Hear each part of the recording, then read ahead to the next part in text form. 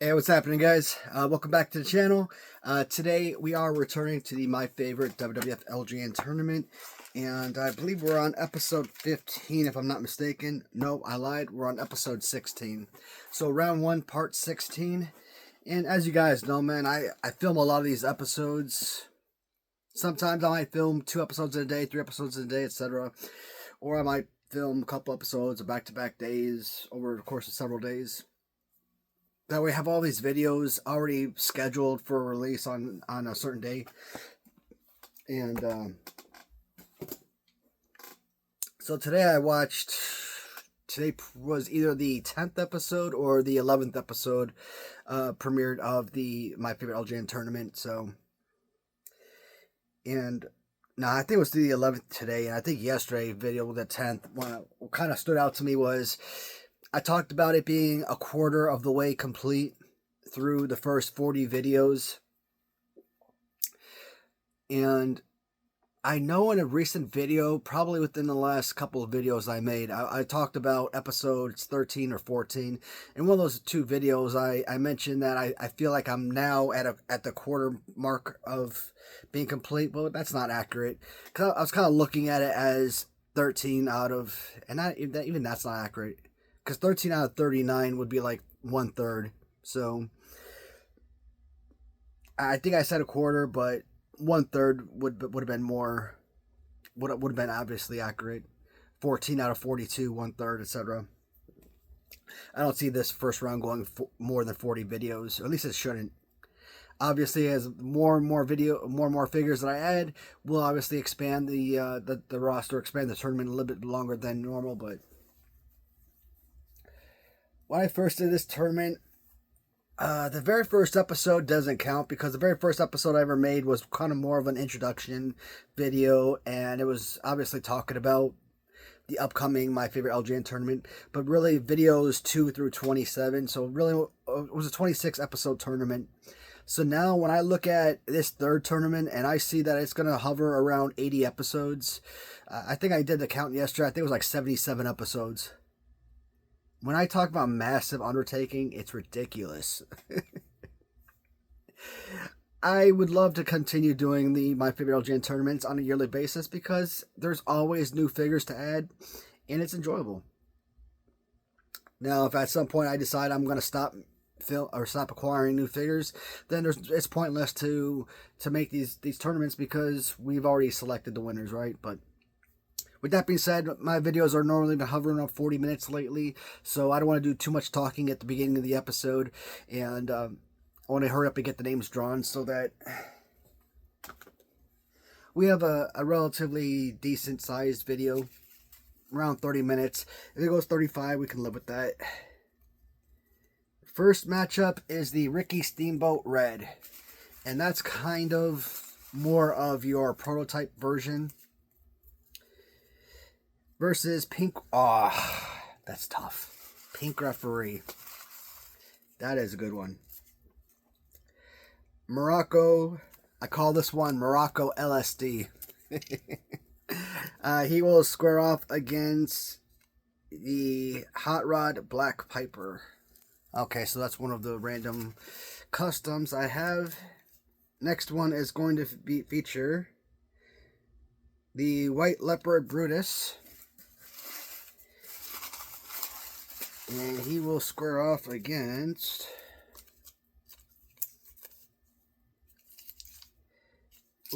Brother Love. That's a nice matchup. And the last, I'm going to dig in the bottom here, pull out a couple. The last matchup is going to feature, this is going to be a Brutus Beefcake-heavy video. The Mega Maniac Brutus, as he does battle against Sting. Now, the question is, which Sting? Because I have a Wrestling Rider Sting and I have a Ram Treasure Sting. But I think that's the Galoob 2-Up Sting, so I'm going to pull the Ram Treasures version. And Mega Maniac Brutus, I've got multiple Mega Maniac Brutuses. but I think one of them comes from John Ruggiero, so I would have actually put John Ruggiero or JR on here if it was his variant. So I believe it's probably the random Brutus Beefcake Megamaniac figure. I really should have been more specific with a lot of these, but when you're writing down information or writing down names or descriptions for like 350, 325 figures, it's kind of time consuming. So, but our 8 figures have been pulled. So let's go ahead and pause the video, get them pulled off the shelves, and begin the video. All right, folks, the figures are pulled off the shelves. So let's get started. All right. First matchup we said was the Don Morocco LSD figure, as he squares off against Red Pants Ricky Steamboat. And nope, I lied. Ricky Steamboat was squaring off against Pink Shirt Referee from Ram Treasures. And this is your first matchup. We will start with the Pink Shirt Referee. So, I don't know if I was confused. I don't think so. I think I knew better. But at one point, when you look at Ram Treasure's Etsy page and you see the white shirt, blue shirt, which is basically your LJN original color scheme, right? And then they threw in a pink shirt as well. I don't know if when I first bought it, if I kind of felt like all 3 figures were going to be included, or if I had known better. I want to say I'd known better, but irrelevant. You know what? What's done is done, right? As much as I like the original 2 figures, I think the pink shirt pops more, so I think it's just a little bit more flashy. So I've always said among the referee figures, the Ram Treasures pink variant was my favorite. One downside about these figures, and this is what kind of messes me up. The one argument I would make, or I would recommend to the folks in Ram Treasures, is when you look at Etsy, always put down the painted price tag, because a lot of times, especially for new buyers, when I first started buying off of Etsy a few years ago, you know, that was throwing me off. Like, I see a Hulk Hogan or I see a referee for like $58. I'm like, hell, that's an awesome price. And then you go in, painted, bam, $125. I was like, well, shoot. There's no savings there. So I'd always say, you know, go for the painted price so that people are a little bit more comfortable or knowledgeable about what they're actually paying, because 99.9% of the people are going to get it painted. Very few artists are going to sit there and take the time to paint their own figure and, you know, pay the small price. So I've always said the referee is actually one of my favorite LJN figures. It's a very bland and generic piece. You know, you don't really look at the face and think of any particular referee. Nowadays, I kind of like to look at the 2 referees and kind of look at them as like the Hebner twins, Dave and Earl Hebner. But I'm 90% or 95% sure that's not what they were going for. They were just creating a generic referee for the roster. So now, if you wanted to create a 3rd referee, who would you choose? To be honest, Danny Davis and the 2 Hebners are really the only names that I could think of when it comes to like referees. So, and I'm not familiar with Danny Davis, to be honest. So, I mean, I know the name. I've seen him. I think I've seen him more as a wrestler than a referee. So, solid figure. I really like this piece. And every time I bring up referee, I'm always excited, because I always want to see that referee go further and further into the tournament. I don't want to see them as a 1st round or a 2nd round elimination. If they make it to the 4th round, I feel like it's a good run. 3rd round, I still feel like it's questionable. I still feel like they're better than the 3rd round run. I like the referee better than Ricky Steamboat. As a appearance-wise, I like it better. I like the figure better play-wise. Now, as a figure tournament, there is so much that goes into a decision. one of the things I said first time around in the very first tournament I ever made, I said that how you feel about a particular character in real life. So if I was pitting, let's say, Terry Funk against Hulk Hogan, if I said a Terry Funk figure was better than Hulk Hogan, for example, I couldn't sit back and say, well, you know what? I grew up watching and rooting for Hulk Hogan. It's my favorite wrestler. Bam. My feelings for Hulk Hogan outweigh that of Terry Funk, who I knew nothing about. Excuse me. And so I would choose Hogan over Terry Funk for that purpose. No.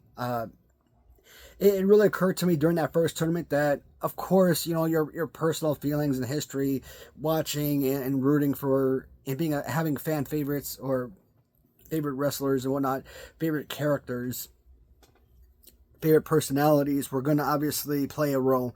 And it was foolish to think that you could kind of separate that from your decision-making process.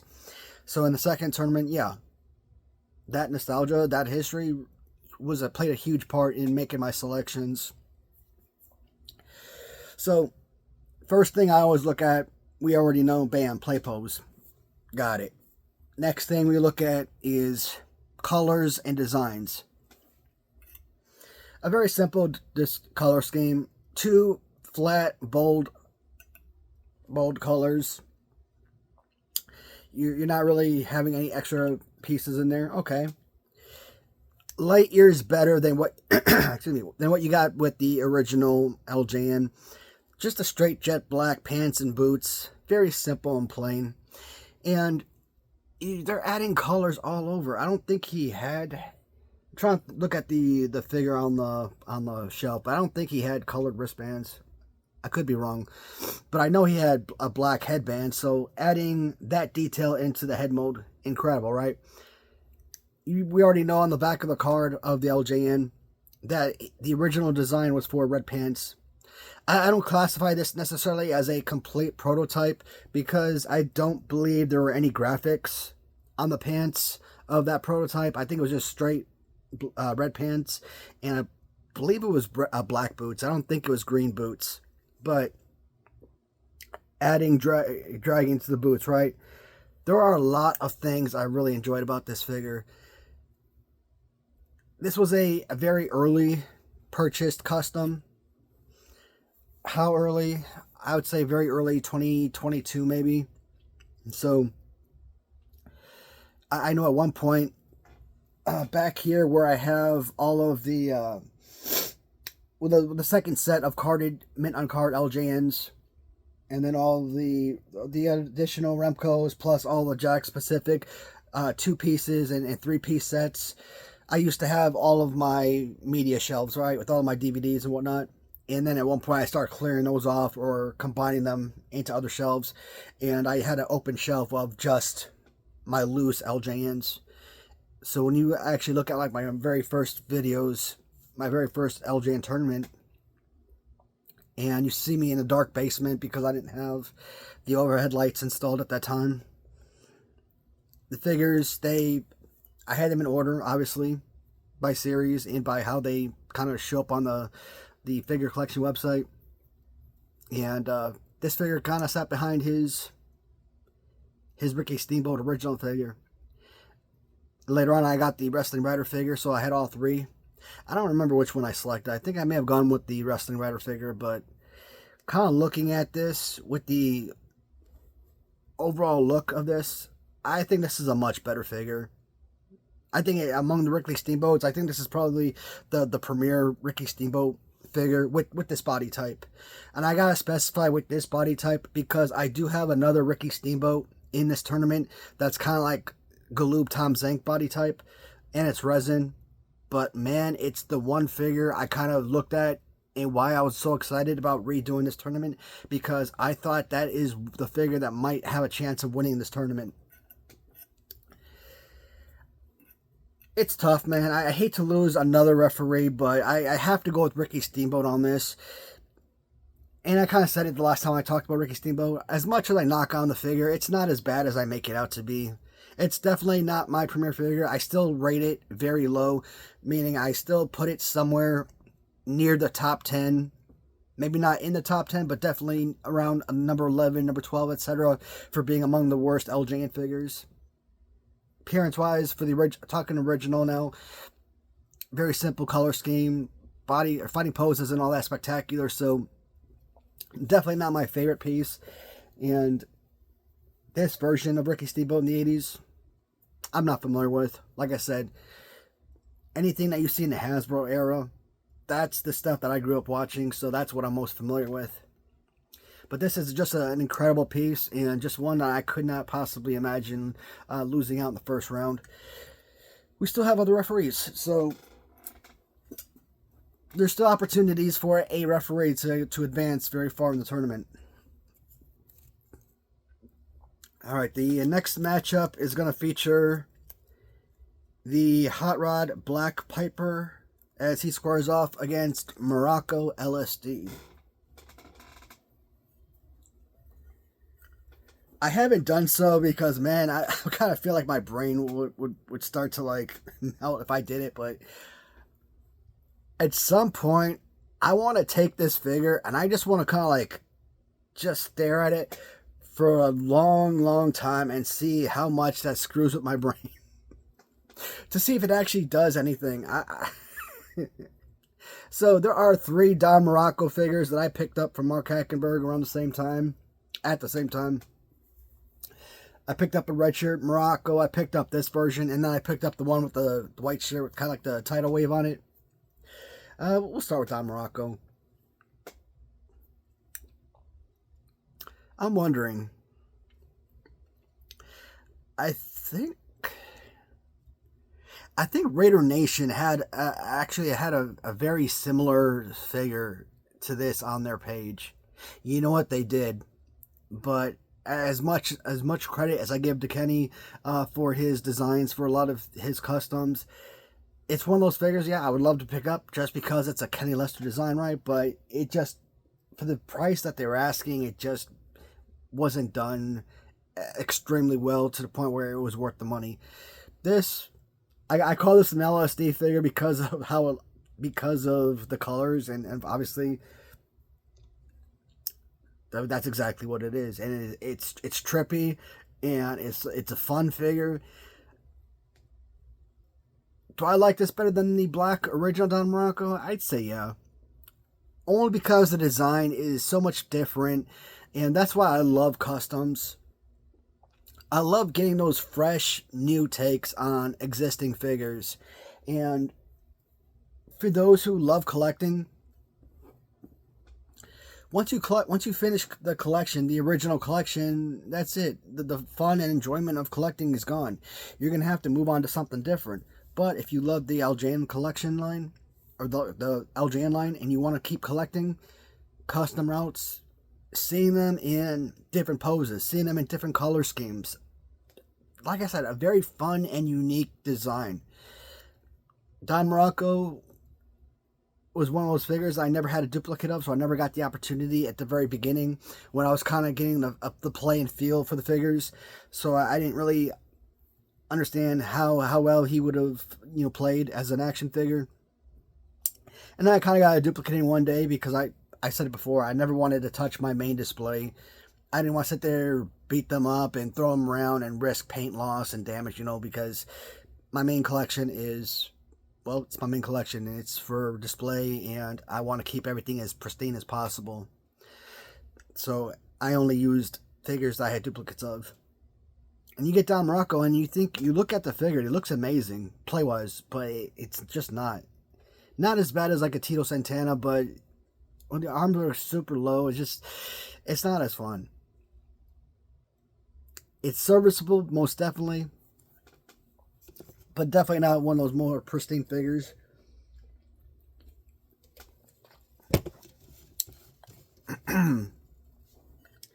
Roddy Piper. I do not remember where I got this from. You know what? A lot of these figures that, when you look back at my custom wall, and the very bottom row, the boards that basically sitting on the carpet, and I think the shelf just above it, I think a good chunk, if not a majority of those figures, probably came from Buddy Daly off of eBay. One of those guys who have awesome collections, who I've just bought an absolute ton of my figures from. we're not just talking LJNs and Hasbros. We're talking an absolute ton of different figures. I mean, my loose King Kong Bundy thumb wrestler. Okay, one of my holy grail pieces of my collection.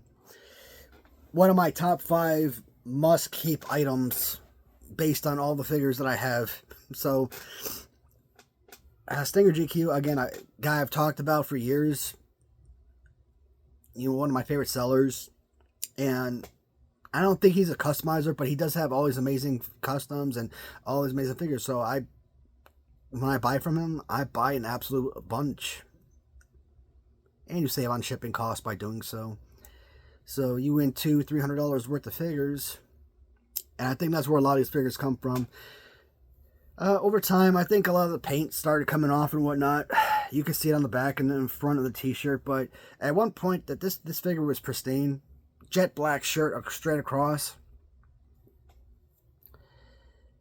The way that the hot rod pops on this shirt is absolutely beautiful. And I love the black. I think the yellow and red make it pop like kind of like 3D, kind of like a 3D look. And I think it gives you that appearance because of the jet black shirt. Now, if you look at it as like this snow white shirt, it just doesn't give you the same type of like a oomph, I guess, to the figure, right? But I enjoy the black shirts. I think it looks so much better. Among the Roddy Piper figures, this probably could be the best Piper figure. This one, or maybe the white shirt with the Puma on it. Either way, I could go with the Roddy Piper figures. But I don't know anything about The Rock, Don Morocco. Roddy Piper is one of my top 10, possibly one of my top 5. Well, no, I don't put him in the top 5. He's definitely in the top 10, though. One of my top 10 all-time favorite wrestlers. Problem is, I just do not like his LJN figure. I've said it before. Original Roddy Piper LJN, top 10 worst LJN figure. The left arm is basically unserviceable other than elbow drop. Every figure practically can do an elbow drop, so do you even use that as an example of an attribute anymore? Right arm, the way it's posed out, yeah, good clothesline, but I don't know, like I said, this is one of those figures that you keep in like a Royal Rumble forever because you want to keep playing it just to see if your opinion changes and you want to see if it works better for you. Because it's such a fun character, yeah, you want to make use out of it, but it's such a bad figure. The customization is amazing,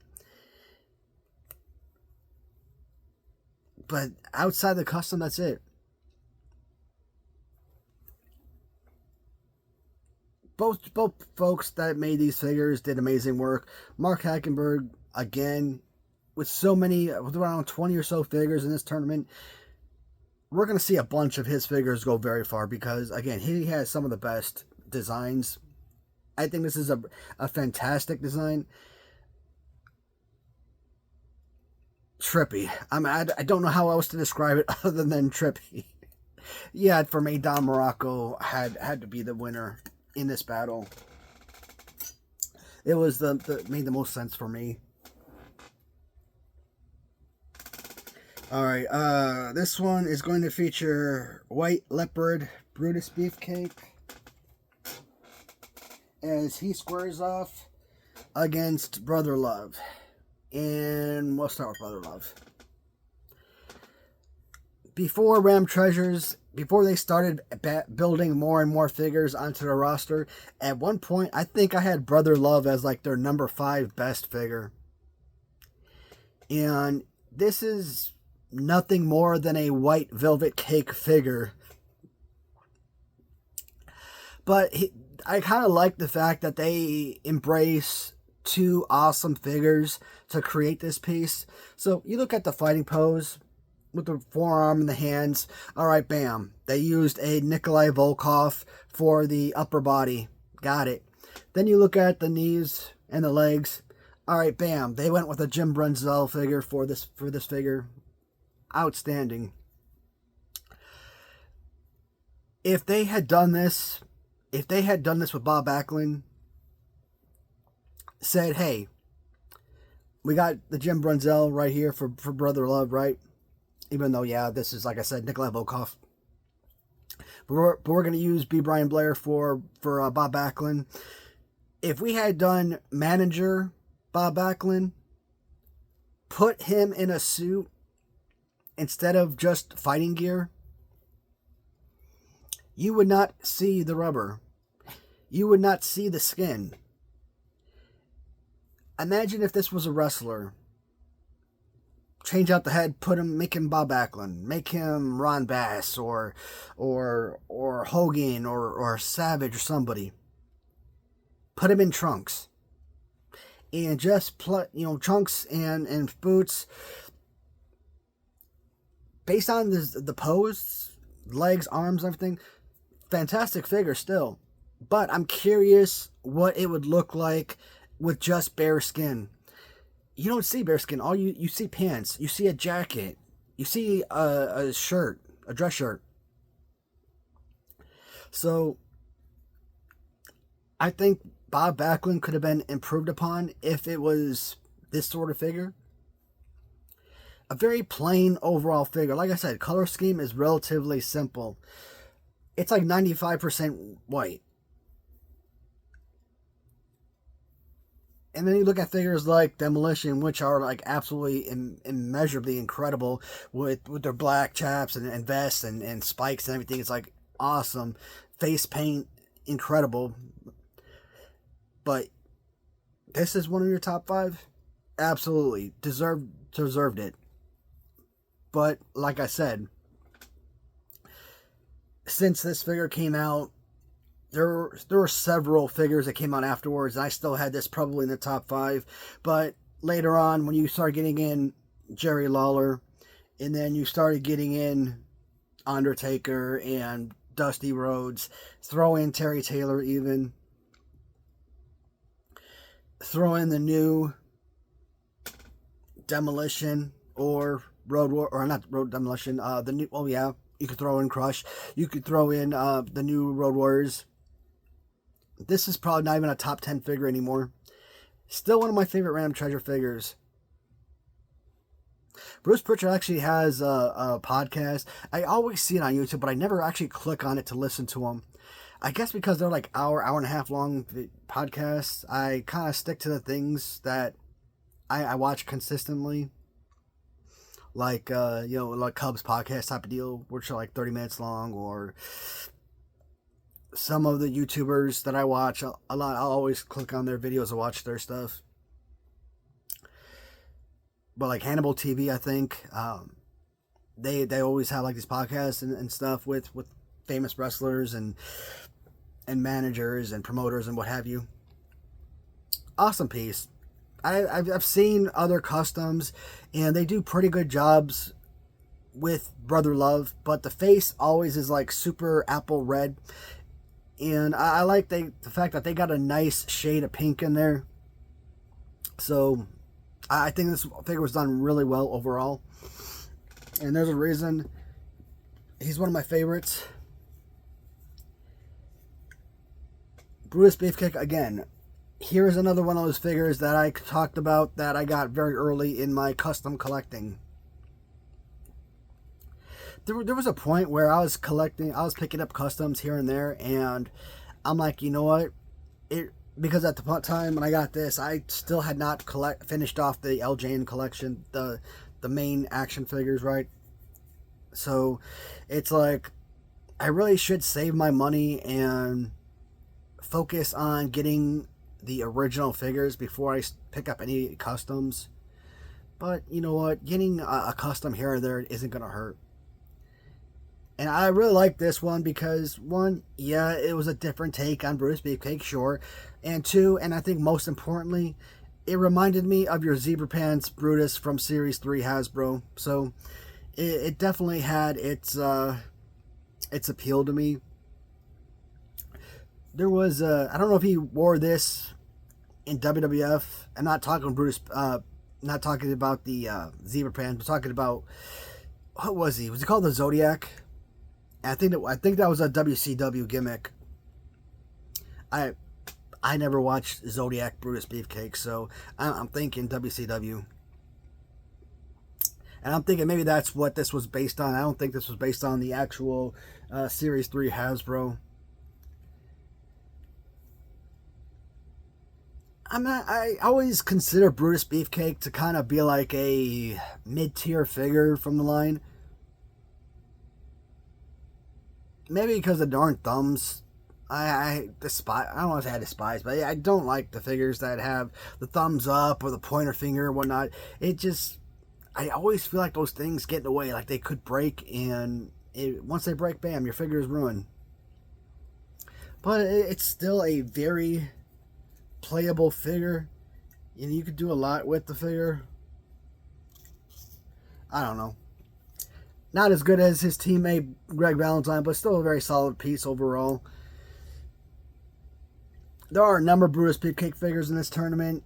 I don't see any of them really going particularly far. They might go second round for some.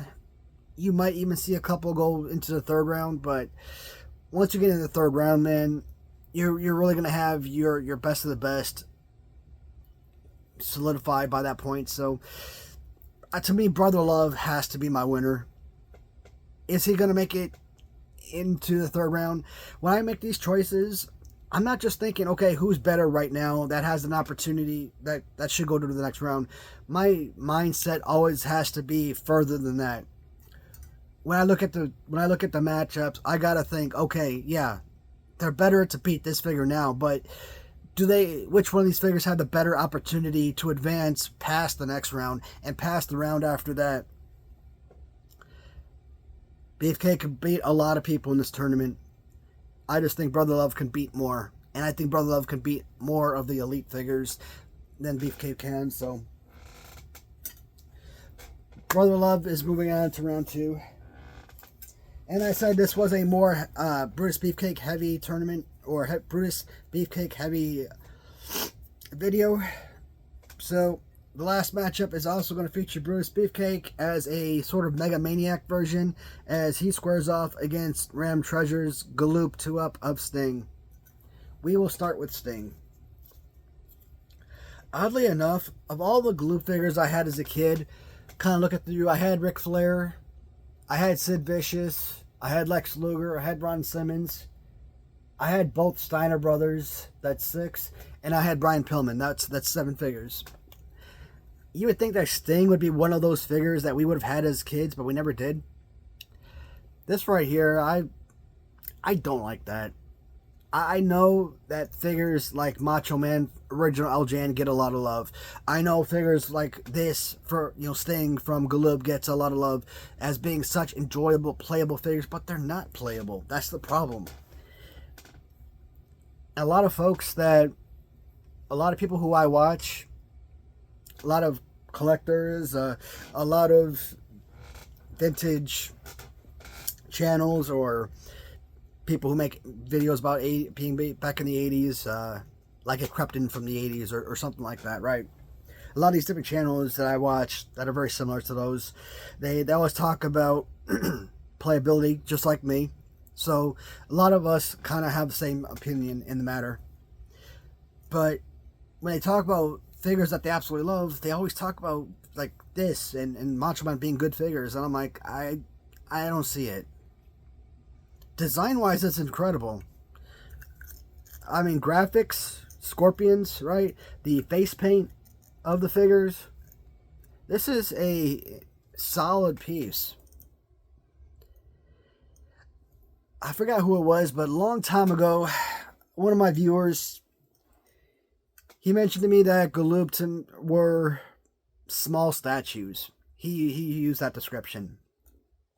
I'm like, you know what? You're absolutely right.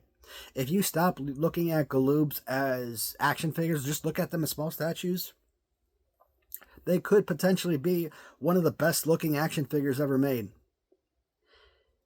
But that's not their intended purpose. They're not designed for an adult, for example, when they came out, to be displayed in a case or something, like these little cat figurines or something like that, right?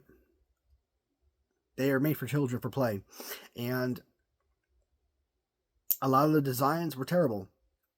I don't think this was a good design. I don't think Scott Steiner was a good design. Tom Zenk was not a good design. Arn Anderson might be serviceable, but the hands down, the way not the best. I mean, it's not the worst, but it's not the best. Lex Luger was bad. Ron Simmons, I mean, God, what were they thinking type of deal? At least when they got to Series 2, they got a lot better with their figures. The Freebirds were incredible, so I think that's pretty awesome. The robed Lex Luger was one of the best figures in the freaking line.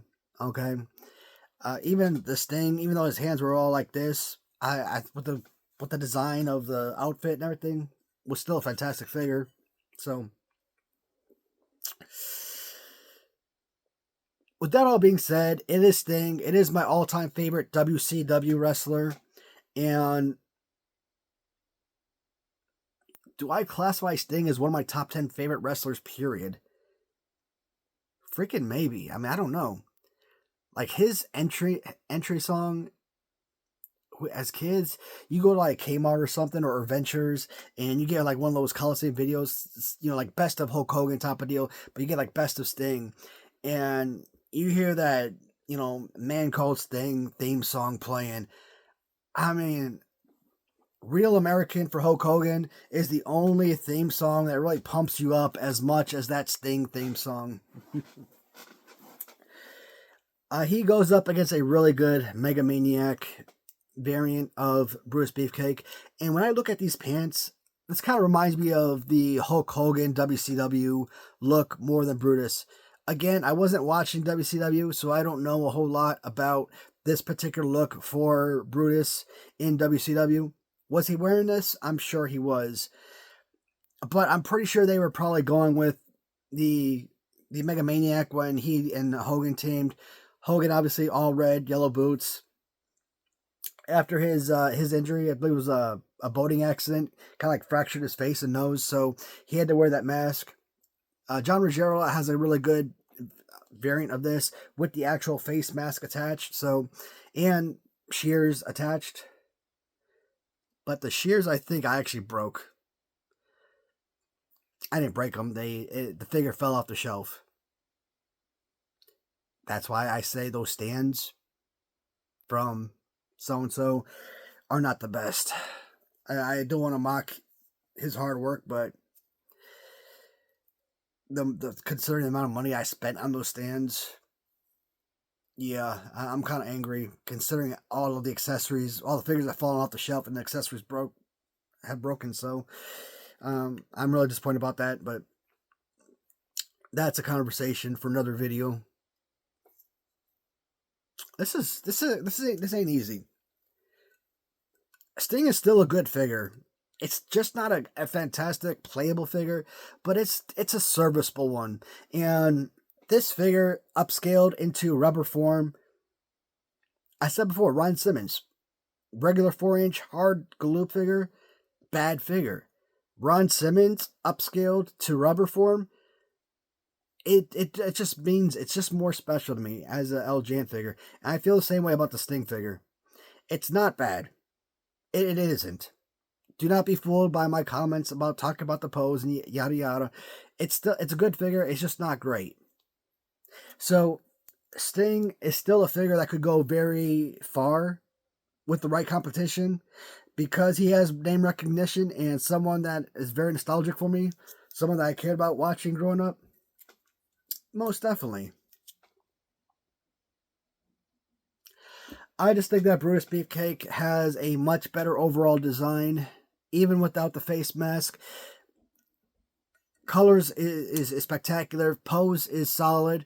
And even with the whole Jay Leno face, or Sean Penn, whoever you prefer, it's still a much better figure overall. There were a lot of Brutus Beefcakes in this tournament. Got it. We're bound to see multiple of them move on to round 2.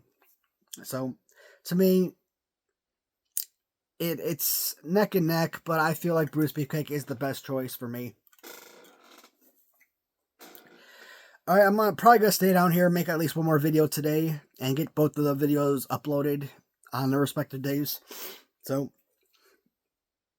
with that being said, guys, as always, thank you so much for watching, and until next time, goodbye, everybody.